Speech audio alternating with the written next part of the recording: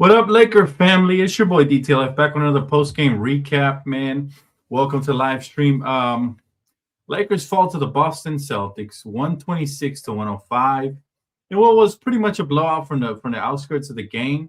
It's unfortunate. I think the NBA has to do a much better job of scheduling back-to-backs. Like, this is not a game that should have been this much of a blowout. And clearly you can see that our guys were tired and it's different when you have a home back-to-back versus a road back-to-back. This is a road back-to-back. Lakers got dominated from the outskirts, man. Now, they made a little run in that third quarter. That was the good news. They made a nice little run led by Austin Reaves, who, again, we're going to get into because he continues to impress. But the Lakers now do fall to 16-6. That little third quarter run, 36-28, we came up short. And then I'll talk about some of the role players as well, man. Some guys really impressed and some not so much. And we're going to start with the negative. And it's always the negative first, man, in a loss. And we got to get that out of the way. That's Gabe Vincent, okay? Gabe Vincent had 18 points on 5 for 10 from the field shooting. If you didn't watch this game, you would have thought he was really good. Well, he had the worst plus-minus on the court, -20. His defense is an atrocity. He's getting exploited every chance that they get. Every time they switch that cross matchup right there. I really don't like Gabe on this roster, man. It's just such a liability. And again, 18 points, 5 for 10, 4 for 8 shooting. You would think, oh, he had a really good game. Dan, ease up off him. -20 on the plus-minus. And sometimes it doesn't tell the whole story. But this time it does, man. He kept getting cooked continuously. Anytime they switched on him. And it's very easy for everybody from Jaylen Brown to Derek White to anybody to be able to cook when they got Gabe Vincent on them.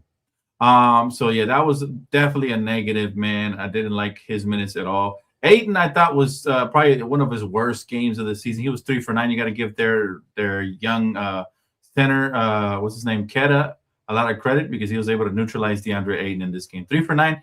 He did have 10 rebounds. He did have a block and a steal as well. But he left a lot to be desired on that floor, man, unfortunately. So to me, those were the two of the main negatives in the starting lineup. Jake also didn't shoot well from the field tonight. But again, flat legs. I look absolutely tired. Rui was okay. 13 points. He did have 7 rebounds.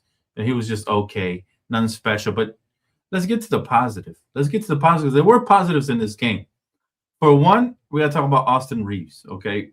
The only star in this game for the Lakers was here playing. And he showed up, especially in that third quarter when he went off again. He tends to go off when we need him the most. We talk on his cape, he goes crazy.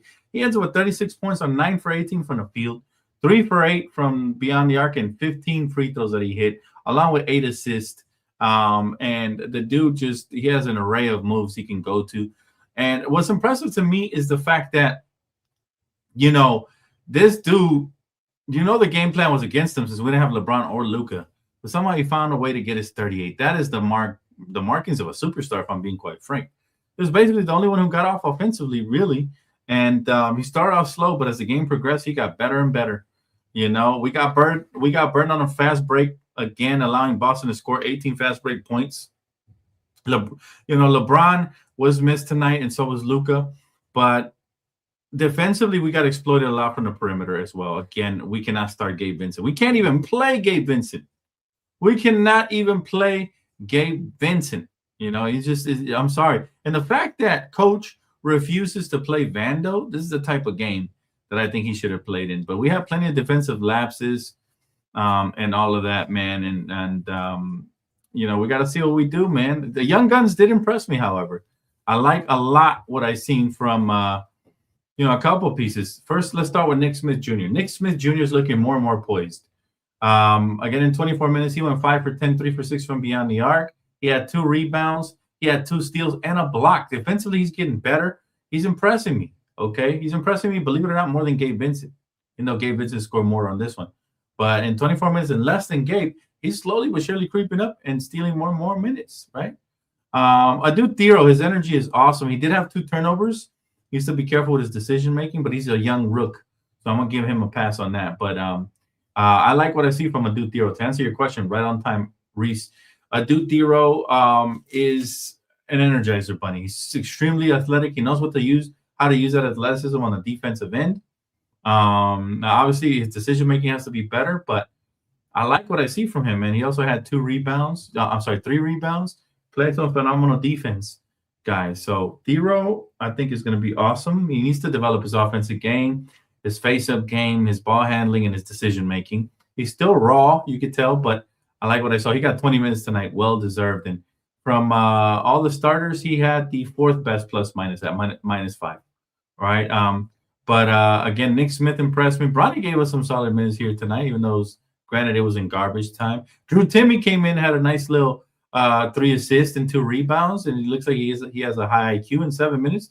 Again, garbage time only. Maxi Kleber was pretty much a non-factor, and he's been kind of disappearing. He had like the first 2 games that he played pretty well, and after that, he's kind of been a non-factor. But this is an early game, and this was right after last night's Toronto win.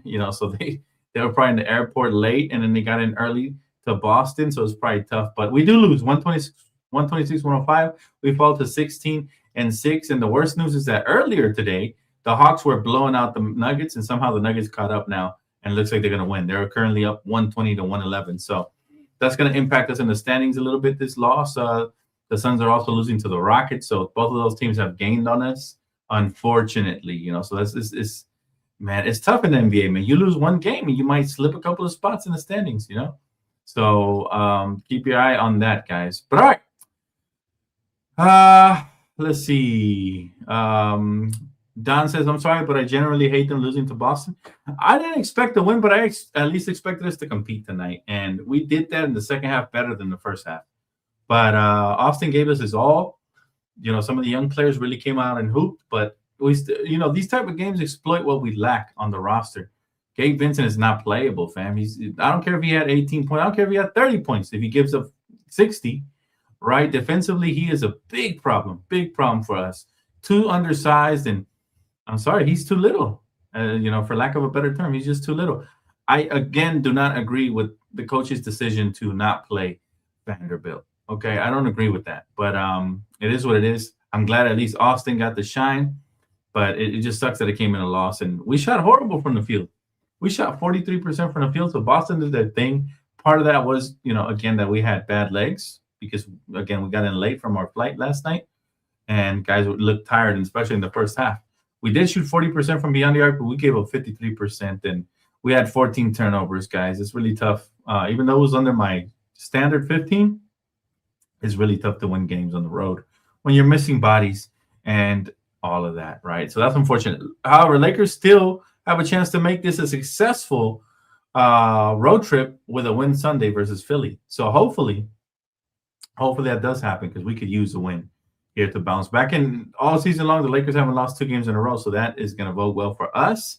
I will say Luka should be back with the team hopefully on Sunday, and same for LeBron. So we should look a lot more. Our depth should be a lot better. And I wonder when Marcus Smart's coming back, because I'm a little concerned for him. We need him. Defensively, our perimeter defense just breaks down, especially with Gabe out there. We need Marcus Smart to come back and take all of Gabe's minutes, all of them. They're lucky we didn't have Luka. Agreed, man. Absolutely. Plus, Boston was hitting everything they put up. It was one of those games, man. They saw food and they feasted. When you see weakness, if you're a killer, you're gonna feast. And they did have their killer instinct, and it kicked in tonight. Unfortunately, Jaylen Brown had 30 points for them. And we ended up waving the white flag at the end. But again, we could take some good stuff out of this game. The main thing for me is that the youth keeps getting better. The Celtics were 24 from 45 from beyond the arc. That is going to be a difference maker for sure. Their 3-point shooting was completely on. But anytime they see the Lakers, their eyes light up. They're like the big bad bullies. And tonight we didn't have all of our dogs, so it is what it is, man. But regardless, man, I'm proud of the way Austin fought. He was in the scouting report, and that didn't stop him from getting 36. Definitely love that. He tried to make a little push. We brought it to within 15 by the end of the third. Unfortunately, he had to get a rest, and Gabe couldn't generate shit for us, all right, in that final quarter. So I blame Gabe Vincent, man. I don't think Gabe is like that right now. I'm sorry. Gabe tripping, bro. Gabe is absolutely tripping. All right. Let's go ahead. You know what? It is phone call Friday. Let's go ahead and run the phones a little early, man. It's early. I'm gonna let y'all get off the hook. But if anybody wants to call in, here's your opportunity. Let's roll the credits. Hello. Hello. Hello. Hello. Hello. Hey, I know you don't subscribe. I know this, but I'm gonna get you subscribe today. Cause it's Friday, you ain't got no job, and you ain't got shit to do. All right, guys, I'm gonna open up the phone lines. Phone call Friday is activated. I completely forgot to change the format. We're still in horizontal mode instead of vertical. So, but if you guys do want to call in, man, there is the link. You guys got anything to say where the Lakers can improve? What you guys think the Lakers should do in the trade deadline? All of that good stuff, man. Here's your chance to express yourself about your favorite team, your Los Angeles Lakers. My guy said, we need Wiggins bad, yo. Our defense sucks, either him or Herb Jones. Well, the good news is the Lakers are interested in Herb Jones. The bad news, so is Golden State. So are a couple of other teams. They're going to be interested in a player like that. We'll see if they're even sellers. There's some teams that they're stubborn. They don't know when to move off of certain contracts. But I think this year there's going to be a couple of sellers for sure. Key says schedulers did this on purpose because everyone in the league hates the Lakers. He said Boston faces Washington on a back-to-back with Jaylen Brown out, and we verse a pesky Toronto team on a back-to-back. Yeah, man, schedule makers are weird. First of all, when you see the Lakers versus Celtics, you think classic matchup. Why would you want to put it on the second half of the back-to-back? If anything, you would have been smart to put it at the first part of the back-to-back if you really needed to have that back-to-back. But schedule makers are just weird. They must not be basketball savants. They must not know about the NBA. You know, they must not know about the NBA. It looks like nobody wants to talk Lakers. The link is up, guys. If anybody wants to call in, I know we're disappointed and we're sad, but here's your opportunity, man. People have been asking me for phone call Friday all week, and here we have it. So make sure you guys tap in. Here's your opportunity, just in case we don't get another one of these throughout the course of next week. But yeah, Boston, look, man, the luck of the Irish. Some of these shots that we're hitting were just ridiculous, man. They were just bad, and there's no positive spin we can put on that, man. Now, again, the Lakers are 1-1 on the road trip. Okay, so they have a golden opportunity to come out here and finish 2-1, which would make this loss semi-go away, if anything, right? But there was nothing special about this game. This game was basically over in the first half, and we could tell the body language was off. Oh, you can't hit the link? Okay, I guess the link isn't working. That's really unfortunate. It might be because I forgot to switch off the mode. Let me see. No, it looks like we got a caller. All right, let me bring in my guy, Just B. Let me bring in my guy, Just B. What's up, fam? How you doing, man? Hey, brother. How you doing? Doing good, man. Just, well, as good as can be, man. As good as life can allow us to be.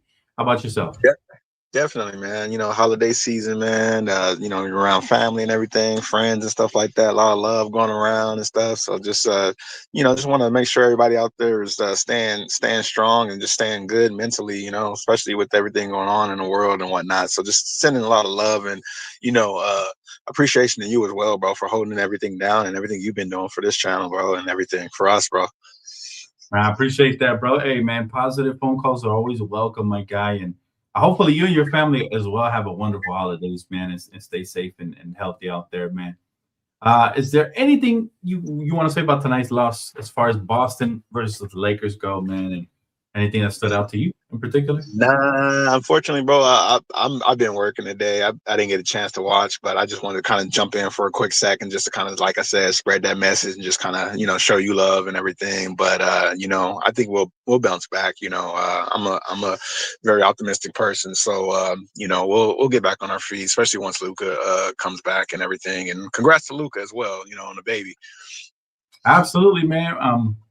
It's one of those things where the Lakers they spoiled us. They haven't lost 2 games in a row all year long. So hopefully that trend continues and we win the next one. But yeah, this is just one of those little minor bump in the roads. And the Celtics were more prepared than we were, unfortunately. And right, that's the way it happens sometimes, man. So that is very unfortunate, man. But yeah, man, I appreciate the positivity and you spreading the joy. My guy Just be tapping in on the 1s and 2s, bro, and I wish you the best, man. Thank you so much. No worries, brother. No worries. I'm gonna jump on the next one when we get this W in the next game, bro. So you guys all take care out there. All right, brother. Have a good one, man. Thank you so much. Shout out to my guys. Sometimes, you know what? We need that positivity, man. That's a great call right there. Nothing to do with the Lakers, just straight positive vibes for the world out there, man. Shout out to my guy Just B. All right, let's bring in our next caller, my guy Solo. What's up, Solo? Hey, what's up, Dan? How you been? I've been good. I've been good. Good. My condolences to you and your family, man. Thank you, bro. Prayers up. I send healing energy to you and your family for sure, man. Appreciate that, man. And I definitely pass that along to my sister-in-law, man. I definitely appreciate that. Um, what did you see from tonight's game, man? What is your takeaway from everything? Well, we're bound to have one of those games where, we didn't have Luka, we didn't have Bron, and plus the other team was just hitting everything, ball, bouncing 3-4 times off the rim and going in type stuff. It's just one of those games, man. Unfortunately, it just sucks worse because it's against Boston, Whenever we face them, I just want to destroy them every time we see them. But we was undermanned, and JJ still hasn't figured out that Gabe can't play meaningful minutes on this team for some reason. I would have given Nick Smith all of his minutes already. I mean, what are you waiting to see? I mean, he's been here 3 seasons already. We've seen enough. We've seen enough from Gabe. You got a nice young talent that could come off the bench who can score. He shoots with confidence. He plays a little bit of defense. I just don't understand why Gabe is getting any run at this point in time. He doesn't deserve it. Also, you still haven't figured out that we have a defensive masterpiece sitting on the bench when we need to stop the bleeding. You don't play him. He doesn't get a single minute. It just, I don't understand it. I don't understand it as a head coach. Why wouldn't you make that adjustment to throw Vando in the game? Give him a couple minutes just to see what he could do, what it looks like. It couldn't be no worse than what was already being produced on the court in the moment. What makes me sad, Solo, what makes me sad about the whole Vando situation is that a lot of fans have forgotten how good Vando is defensively already and how he has changed the course of games for us in the past. In a positive manner, only because he can't score. Like I've heard a lot of comments say stuff like, "Oh, Vando's always on negatives and plus minus," or "Oh, Vando has no offensive game. We're terribly, statistically we're a lot worse." Like fuck the stats, man. Sometimes you need to put a dog out there, somebody who can get scrappy and make things happen. It's not like we had the offense going without him anyways. We barely got to 105. So sometimes you need a junkyard dog like Vando, and it's unfortunate that the head coach can't see that. But am I surprised? I'm not surprised. You know why? Because even though he has 7 DNPs, if we look at the makeup of JJ Redick, he really never was a defensive player. He was a shooter. So I think he, as a head coach, I always knew that was one of my biggest concerns, that he's going to prioritize players that can space the floor, which was, behind his identity as a player, rather than players that we can utilize in certain situations. And with 7 DNPs, I'm expecting Vando to look to get moved at some point at this trade deadline, because I don't think he wants to be here anymore. And if he does, he's a great sport. But he deserves better, man. There's a team out there that will know how to utilize him and plug him in the right situation so that we can get the best out of him, Yeah, I just, I don't understand why we keep getting these coaches who are just so stubborn to what they're seeing with their own 2 eyes. I mean, you see, we can't stop a freaking cold right now. And you got a guy who is a high level defender and you don't give him any minutes. It's just like the same thing with, we had Darvin Scam as the head coach, How long did it take him for him to give Austin minutes, and to put Austin in a position? How long did it take him to play Max Christie, when we were clamoring for it, and how often was he putting Torian Prince in positions where he didn't belong? We just keep getting these coaches who just don't see what's in front of them. And then what really disappoints me is our coaching staff. I'm thinking we have, good assistants around JJ Redick. You would think that they would get in his ear a little bit, like, hey, maybe we should give this guy a couple of minutes just to see if we could turn the tide a bit, cause some disruption. You know what I mean? Yeah. But, it is what it is. But, we do need to make some moves. We need to get more defense on this team. And I think JJ is a complete turnoff for him when you just can't you could steal the ball, but you can't dribble up the court in the transition and finish, you know. So I think that probably turns him off a lot about Vando in those situations. But like I was saying, we got to make moves, improve this defense. If we hope to be a contender in the Western Conference, we definitely have to shore up this defense. I 110% agree with you, bro. And there's rumors right now that the Lakers are interested in a couple of players, right? We got to take them with a grain of salt because we know most of the moves that happen for Lakers are not really in the rumor mill. But out of these three players, man, if you can have one, bro, according to Bleacher Report, these are the Lakers' top three targets, okay? And that's Herb Jones, Dylan Brooks, and Robert Williams. Man, give me your top three list from those three right there. I will go Herb Jones 1, Robert Williams 2, and then the other guy 3. Oh, I like how you didn't say his name. The other guy. Yeah, man. Herb Jones, I think he could be more consistent offensively. Man, he is a solid defender. And then, you know, the center, he's nice, but he's just so injury prone. You know, but the upside is sky high with that guy. You know what I mean? So, and then Dylan Brooks, I mean, yeah, if he's on our team, I'm gonna root for him. You know what I mean? But I just don't like him right now. You know, you know what I mean? So it's just one of those things. It's like that Pat Bev effect. You know, it's like they try to be the pesky defender type, kind of like Draymond, but they just aren't. They aren't Draymond. At least Draymond, you know, with that guy, he's like the heartbeat of your team and could push you to, you know, higher levels than what you expect to be at. But those guys just ain't it, you know. Yeah. And my final question for you, bro, because you got a lot of basketball knowledge, I got to ask you while I have you here. What's your reaction to Austin Reaves dropping 36 after dropping 44 on a back-to-back night? Were you impressed, or is this just something you expect from Reaves now, man? How you feel about what he did? That's something I expect from Austin.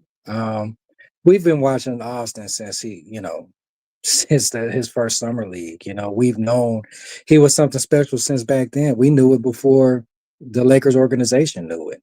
You know, like it's the same stuff we've pointed out with a multitude of players that have come through the Lakers organization where, you know, for some reason they turn a blind eye to, and they're tearing up the league somewhere else, you know. And it's no different with Austin. You know, we've seen superstar within him. He was playing at a superstar potential last season, you know, and if it wasn't for that foot injury, he would have went off in that playoffs. Yeah. I believe that, you know, because the playoff before he went crazy, you know. So and the thing is, he still averaged 16 points, 16.5 points. You know, that's like 3.5 points less than his regular average, but he still managed to get some points up there, man. Hopefully this year he can really go crazy like the way he's doing in the regular season, the postseason. I think it's perfect, man. I think he's a clutch time player. We've seen glimpses of it. Remember that series he had a couple years back versus Memphis when he went crazy? That was like his coming out party in the playoffs. That was insane. I remember him doing a great job defensively on Clay at the end of Clay's prime when we went against Golden State and eliminated them. So Austin has had some pretty good series, but he hasn't yet had that series where he just puts the official stamp. He puts the super next to his star. You know what I mean? He needs to put super next to his star. Once he does that, I think all the naysayers, all the negative people like my guy Doggy right here, who says Reaves is not the number one option. All right, people like Doggy right here. I think they're gonna dissipate, man. They're gonna go away because there's nothing you can say once he actually puts a stamp on a playoff run. You know, and I mean, those guys, man, they don't watch Lakers basketball. Yeah, they'll see a highlight here or there. They don't really watch the game, so they don't know like we know. Like I said, we've been watching him since he got on the roster, so we understand Austin Reaves and we can see his potential. We've been seeing it since he's been here. So you know, there's gonna be a bunch of casuals who don't really watch basketball, honestly, who got something to say, you know. Yeah, but they don't know what. Let me ask you this: when he first came in, our comparison was Manu Ginobili. He's blown the roof off of that comparison. He has completely. Now he's up there with Jamal, Steve Nash. He's like with an MVP candidate. You know, like the way he's controlling the tempo of the offense, the way he could take over games.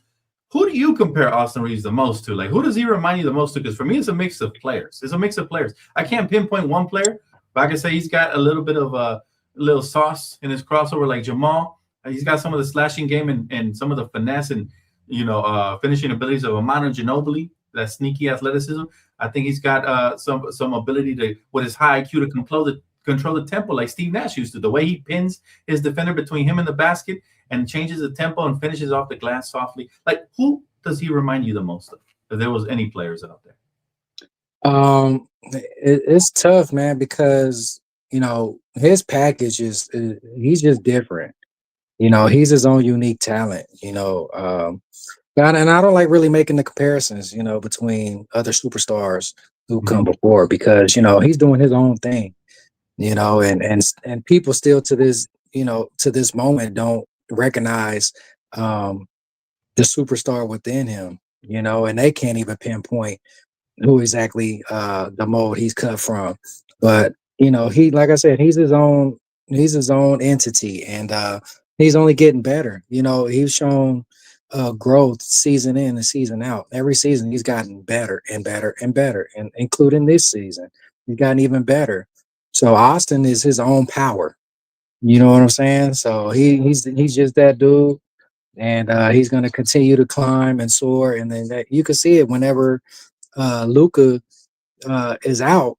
He's taking over. He's taking over games. I think he's averaging like around like 37, 40 points when Luka's not in the game. So I mean, he's putting up superstar type numbers when there's nobody else there, and he's just carrying the team on his back. So it's like you said, all we need is that playoff berth for him to go crazy, and then we could go ahead and give him that seal of approval, because he's just that good. He's that dude, and I have every confidence that he will be able to do that. I agree, man, and I can't wait for the playoffs to start so we can actually see Reaves do Reaves in the postseason, man. I know I said that was my final question, but the last one, man, you're the GM right now, the Lakers. And Milwaukee says, we are willing to entertain offers for Giannis, but you have to, you have to include Reaves. You doing it right now? Whew, that's tough, man. Right now, I would say, yeah, he's that dominant, man. Like, he is, and he's a big, and I think he'll pair better with Luka, being a big man, being able to rim run, catch lives, play defense and stuff like that. I think he'll be the better fit if they, wanted Reaves, but, it would hurt, right? It would hurt. It would definitely hurt for sure. Because he's just that good. You know what I mean? Just the fact that you have to sit there and think about it lets you know just how good he is. If you asked me last season, I would have said, "Oh yeah, without a doubt." But for sure. The way he's elevated this year, I still say yeah, because it is Giannis, like you mentioned, two-way player. It's an upgrade. But man, you got Reaves is 26, Giannis is 30. That's a 4-year difference. And I hope Giannis can stay healthy. I think he can. But I would love to see Giannis and Luka pair up together one way or another, man. That would be really exciting, man. For the league. I mean, that's the next duel. That's the next big thing right there. For sure, yeah. We'll see what happens there, man. But very excited, bro. Even though we lost tonight, the future is bright for the Lakers, man. And we continue to ascend. We do have to improve some perimeter defense. Maybe make a trade or two around the fringes to help out some of these guys when guys go missing like tonight. But we're not far away, man. I don't think we're far away, and we'll see what happens, man. Next game, Philly, gonna be tough for sure. Right? We're gonna get him. If we got Luka back, we getting him. Yeah, for sure, man. I think so too. But they got a tough set of guards over there with Tyrese Maxey and VJ Edgecombe and Nail Polish. They got some hoopers. Man, to see VJ Edgecombe and Maxey versus Luka and Reaves, man, that's gonna be such a great matchup. I mean, that should be an exciting game. I'm looking forward to it. That's gonna be that's must see TV right there for sure. Me too, brother. Well, I gotta say, man, blessings. Thank you so much for the call, bro. Hopefully you and your family have a wonderful holidays, man, and we'll talk real soon. Appreciate you, Solo. Thank you. All right, y'all. Peace. All right, brother. Man, I gotta tell y'all, man, this is it's one of those things where the Lakers are in a really good situation right now where they can. I think they can still ascend. They haven't lost a back-to-back game all year. This to me is one of those fluke games. It's like it's a tough team on a back-to-back with 3 key pieces missing: LeBron, Marcus Smart, and Luka. I just wanted us to compete. We did it at least for 1 quarter. For the 3rd quarter, outside of that, it was a blowout. So sometimes you got to just, it is what it is. Move on to the next one. But that Philly game is going to be good. It should be exciting for sure. And yeah, we'll see what happens moving forward, guys. But don't be too down about this loss. I'll tell you, it's one of these fluky ass losses, man. We're not really gonna trip out too much about it. The positives are the youth showed some poise tonight, and Austin did Austin. Those are the 2 positives and takeaways that I can have from this game, where the loss impacts us, but it doesn't impact us too bad. And as far as the standing goes, they're gonna be fluctuating on a night in, night out basis. The Lakers have slipped to the 3rd seed after this loss. The Rockets move up 1 spot.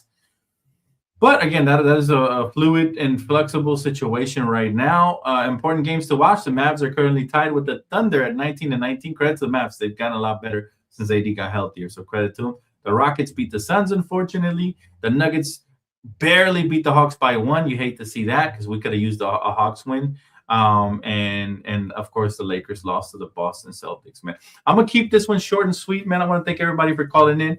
I'll thank everybody for tuning in. Please don't forget to hit the like button. This video was brought to you and sponsored by Underdog, man. So again, promo code DTLF, you guys know what it is, man. Get yourself the 100 for the $5 deposit and play. All right, appreciate you guys, man.